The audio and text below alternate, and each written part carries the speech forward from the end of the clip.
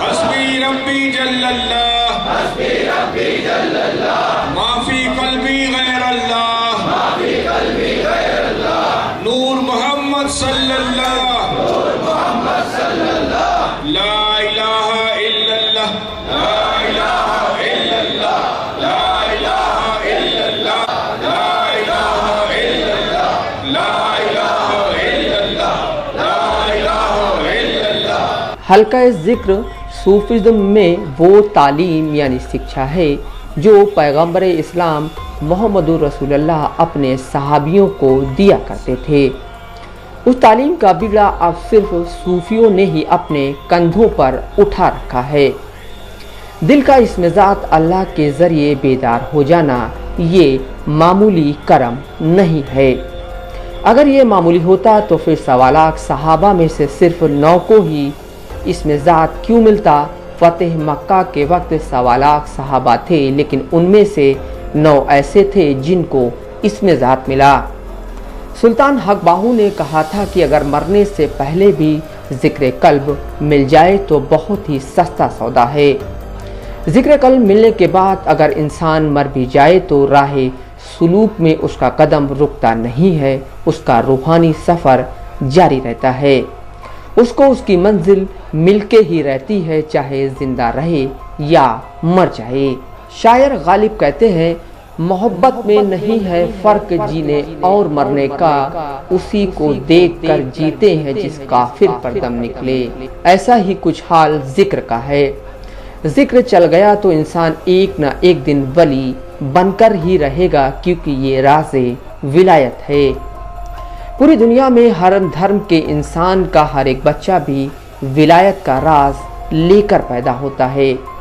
بچہ کوئی بھی ہو، کسی بھی دھرم میں پیدا ہوا ہو، 7 لطیفے اس کے قلب میں ہوتے ہیں، یعنی وہ بچہ 7 لطیفے لے کر پیدا ہوتا ہے۔ اب اگر اس کو بھی یہ راز پتہ چل جائے کہ ان روحوں کو بیدار کیسے کرنا ہے تو وہ ولایت کی طرف چلا جاتا ہے۔ اللہ اللہ اللہ اللہ اللہ اللہ اللہ اللہ اللہ اللہ اللہ اللہ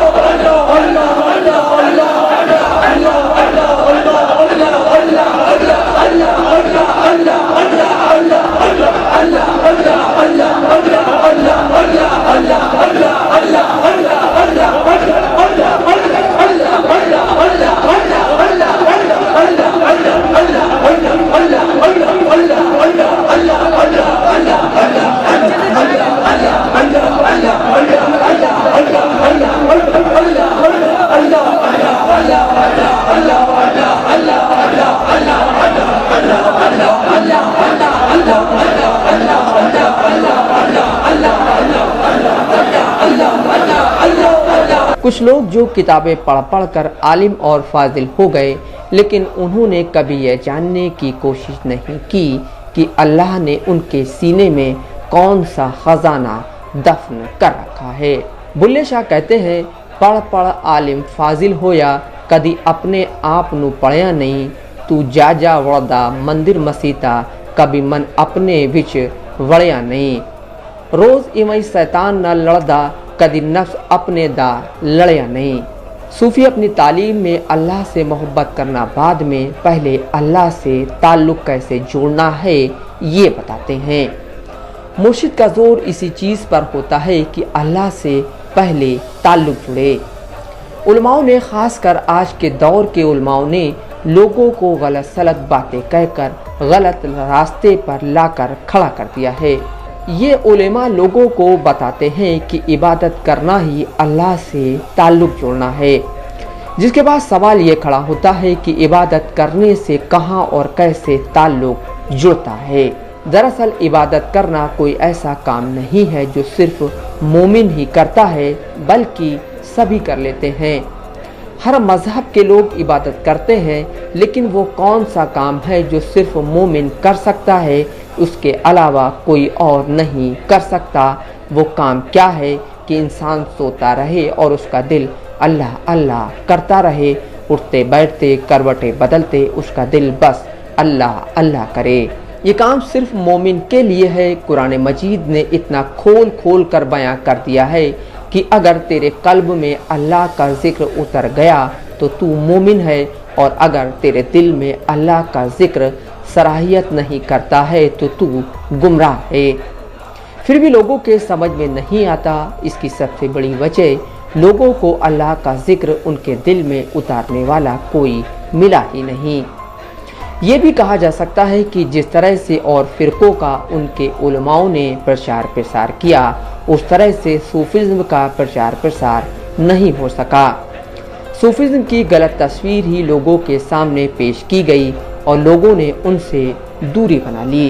سورہ ال عمران میں اللہ فرماتا ہے، وہ لوگ جو اللہ کا ذکر کیا کرتے ہیں، اٹھتے بیٹھتے اور کروٹوں کے بل، اور پھر غور و خوض کرتے ہیں، سوچتے ہیں اور پھر غور و خوض کرتے ہیں کہ یہ زمین و آسمان اللہ نے بنایا ہے، کیا ہے یہ؟ اس کو اس طرح سمجھا جا سکتا ہے کہ لوگ سوچتے ہیں کہ ہم اوپر وہاں آسمان تک کیسے جائیں گے، ایسی کون سی چیز ہے جو ہمیں وہاں تک لے جائے گی۔ کسی شاعر نے کہا تھا، ستاروں سے آگے جہاں اور بھی ہیں، ابھی عشق کے امتحان اور بھی ہیں۔ قرآن کی روشنی میں مومن کی پہچان صرف یہی ہے کہ اس کے قلب میں اللہ کا ذکر اتر جائے، اور جہنمی کی پہچان یہ ہے کہ اس کے قلب میں اللہ کا ذکر اتر ہی نہیں سکتا۔ قرآن نے ہدایت اور گمراہیت کو کھول کر بتا دیا ہے۔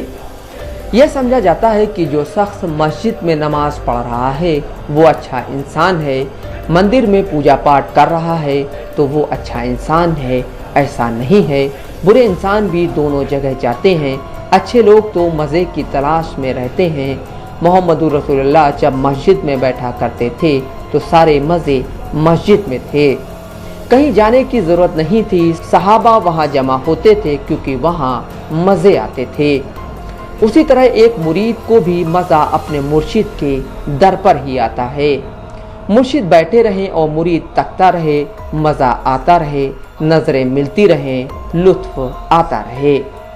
شاعر نے کہا ہے، جس طرف وہ نظر نہیں آتے ہم وہ رستہ ہی چھوڑ دیتے ہیں، جس طرف وہ نظر نہیں آتے ہم وہ رستہ ہی چھوڑ دیتے ہیں۔ کعبہ بنتا ہے اس طرف کو ریاض، کعبہ بنتا ہے اس طرف کو ریاض، جس طرف رخ کو وہ موڑ دیتے ہیں۔ مندر اور مسجد میں مزہ آ جائے تو لوگ جوئے خانوں اور سنیما جانا چھوڑ دیں گے۔ شیطان کسینوں میں نہیں ہے، سنیما میں نہیں ہے، شیطان انسان کے اندر ہے۔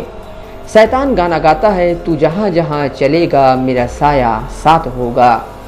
مجھ سے سب سے پہلے اپنے مرید کی نفس کو پاک کرتا ہے، اسے بتاتا ہے کہ نفس کو کیسے پاک کرنا ہے۔ انسان اپنے جسم کی گندگی کو تو صاف کر لیتا ہے، لیکن اپنے دل، اپنے نفس کو کیسے پاک کرنا ہے، کیسے صاف کرنا ہے، یہ نہیں پتا ہوتا۔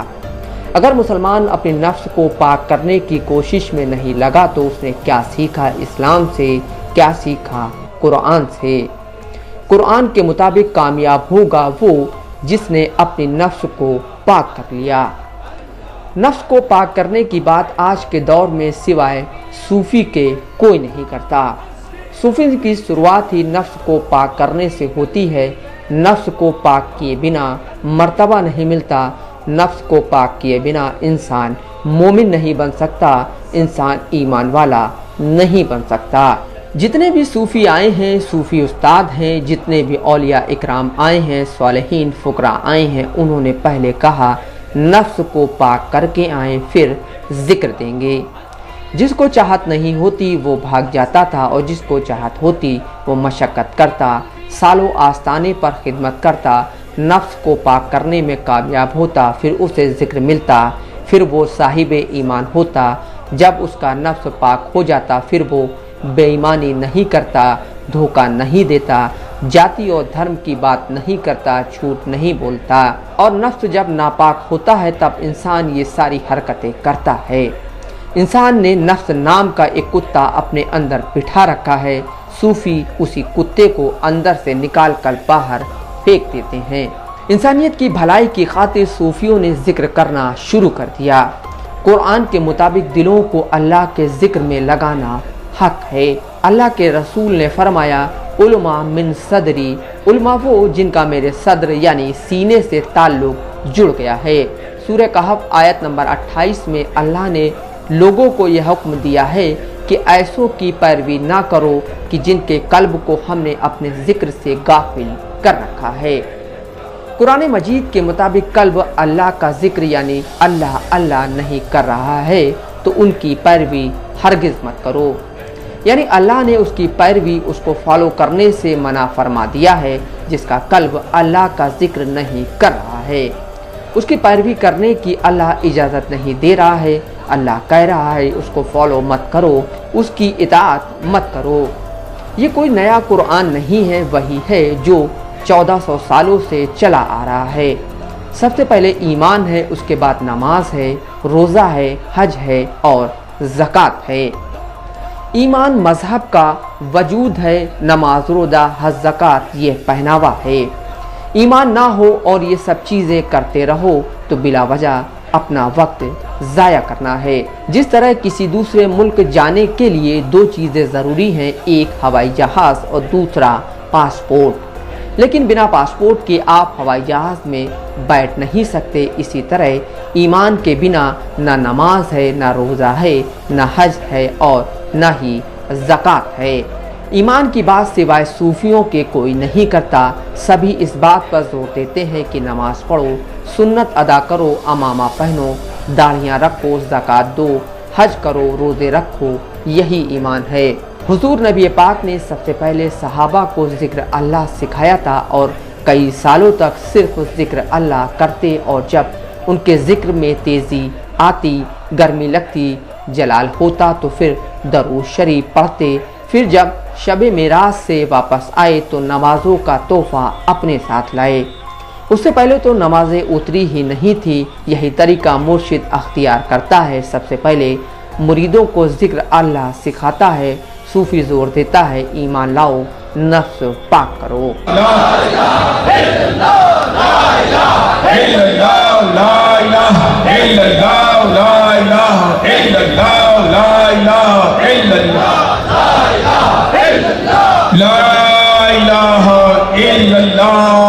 मुहम्मद रसूलुल्लाह सल्लल्लाहु अलैहि वसल्लम। अल्लाहुम्मा सल्लि अला सय्यिदना मौलाना मुहम्मद व अला आलि सय्यिदना मौलाना मुहम्मदिन व बारिक व सल्लिम। अल्लाह इंसानों की फितरत को जानने वाला है क्योंकि इंसान को बनाने वाला अल्लाह ही है। अल्लाह ने ही नमाज को बनाया है, अल्लाह ने ही इंसान को बनाया है। अल्लाह ने पहले वेट किया कि पहले इंसान के कल्ब में नूर उतर आए, फिर कल्ब और ज़बान दोनों मिलकर जब नमाज पढ़ेंगी तो फिर उसकी पहुँच मुझ तक होगी। मोहब्बत इलाही के हुसूल के लिए इस्लाम की सबसे पहली शर्त ही साहिब ईमान होना है। जो मुसलमान है वो साहिब ईमान है और साहिब ईमान वो है जिसके कल्ब के अंदर अल्लाह का जिक्र उतर गया हो और वो दिल उठते बैठते, सोते जागते, करवट बदलते, चलते फिरते, खाते पीते अल्लाह का जिक्र कर रहा है। मोमिन बनना सबसे ज़्यादा ज़रूरी है। मोमिन बनने के बाद आगे के सफ़र है, उसके बाद मोहब्बत है। मोहब्बत का ताल्लुक़ ईमान से जुड़ता है और जो इश्क है वो विलायत मिलने के बाद शुरू होता है। इश्क का ताल्लुक़ अल्लाह को देखने से है। अल्लाह को देखे बगैर इश्क हासिल नहीं हो सकता। अल्लाह की मोहब्बत मोमिन हासिल कर सकता है और अल्लाह का इश्क वली को हासिल हो जाता है। जैसे ही उसे अल्लाह का दीदार होता है उसे इश्क हासिल हो जाता है, क्योंकि इश्क का ताल्लुक़ नज़रों से है, देखने से है। तू उसे देखे वो तुझे देखे। अगर कहें कि मैं तुझसे इश्क करता हूँ मतलब मैं तुझे देखता हूँ, वो मुझसे इश्क करता है का मतलब वो मुझे देख रहा है। मोहब्बत इलाही का हुसूल ईमान से जुड़ा हुआ है और इश्क विलायत से शुरू होता है। अदना तरीन दर्जा इश्क का दीदार इलाही से है। मोमिन है तो दिल की धड़कनों में अल्लाह का नाम बार बार टकराता है और जब वली बन गया तो अल्लाह का जो नक्शा दिल पे आया है तो धड़कनें उस नए नक्श से टकराती हैं।